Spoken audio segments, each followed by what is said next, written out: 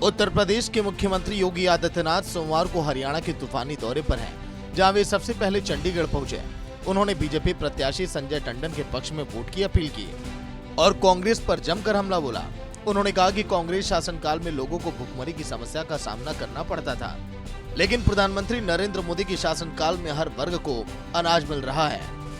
कांग्रेस की सरकार के समय गरीब भूख से मरता था, गरीबों को राशन नहीं मिलता था और मोदी जी देश के अंदर 80 करोड़ लोगों को फ्री में राशन दे रहे हैं और राशन की सुविधा भी ऐसी कि हमारे यूपी और बिहार का भाई तो कोई होगा, अगर कार्ड यूपी में है या बिहार में है, राशन चंडीगढ़ में ले सकता। One nation one ration card की व्यवस्था यह भी मोदी जी ने दी। चंडीगढ़ के बाद मुख्यमंत्री योगी आदित्यनाथ कुरुक्षेत्र पहुंचे, जहां उन्होंने बीजेपी प्रत्याशी नवीन जिंदल के पक्ष में वोट की अपील की। इस दौरान उन्होंने सभा को संबोधित किया, जिसमें उन्होंने प्रधानमंत्री नरेंद्र मोदी के कामों का जिक्र करते हुए कांग्रेस पर जमकर हमला बोला। बदलता हुआ भारत मोदी जी के नेतृत्व में एक ऐसा भारत जिसका वैश्विक मंच पर सम्मान बढ़ा है। यह सम्मान केवल मोदी जी का नहीं है, 140 करोड़ भारतीयों का सम्मान है। सीमाएं सुरक्षित हुई हैं, अब कोई दुश्मन हमारी सीमाओं में घुसपैठ नहीं कर सकता। बहनों और भाइयों, आज देश के अंदर आतंकवाद और नक्सलवाद की समस्या का समाधान हुआ है। अब आतंकी विस्फोट कहीं भी नहीं हो सकते। पहले कौन ऐसा जिला था, कौन ऐसा प्रदेश था, कौन ऐसा क्षेत्र था जो सुरक्षित रहा हो? विस्फोट होते थे, निर्दोष लोग मारे जाते थे, सुबह की शुरुआत होती थी एक घोटाले से। इस दौरान योगी आदित्यनाथ ने इंडी गठबंधन पर भी तंज कसा और उसे सत्ता का लोभी बताया। इंडी गठबंधन के लिए चुनाव सत्ता प्राप्त का एक माध्यम है, और सत्ता प्राप्त किसके लिए? इनकी सत्ता प्राप्ति किसके लिए है?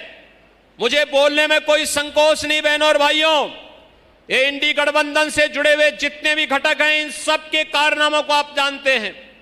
कोई भी हो, चाहे वह यहां पर आम आदमी पार्टी हो, पंजाब में तो ये आपस में ही लड़ रहे हैं, या फिर यूपी में समाजवादी पार्टी हो, बिहार में आरजेडी हो, या इनके महाराष्ट्र के पार्टनर हो, या इनके साउथ के पार्टनर हैं, इन सब के कारनामों को अगर आप देखेंगे, किसी की निष्ठा भारत के प्रति नहीं है। कोई भारत के बारे में नहीं सोचता है, 140 करोड़ भारतीयों के बारे में नहीं सोचता है।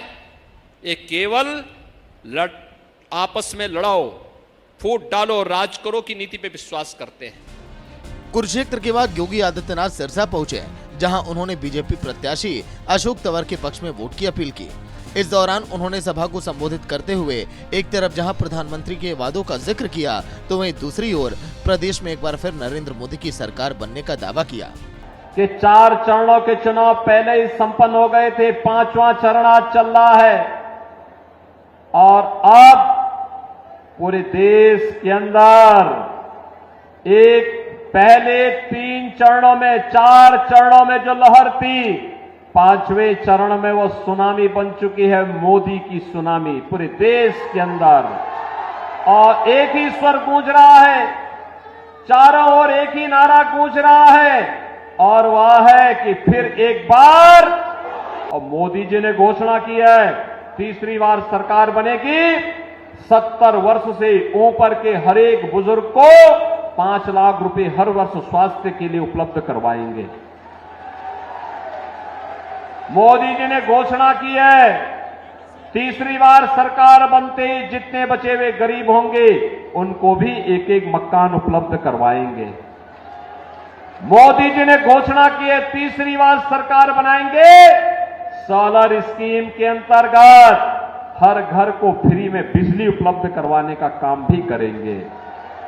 बहनों और भाइयों, यहां विकास भी है, गरीब कल्याण भी है, देश की सुरक्षा भी है, आतंकवाद का सफाया भी है और भारत का सम्मान भी है। गौरतलब कि हरियाणा में चुनाव प्रचार अपने आखिरी चरण में है।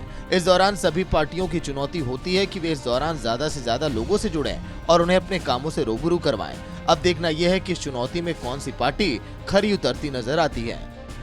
ब्यूरो रिपोर्ट, सूर्या समाचार।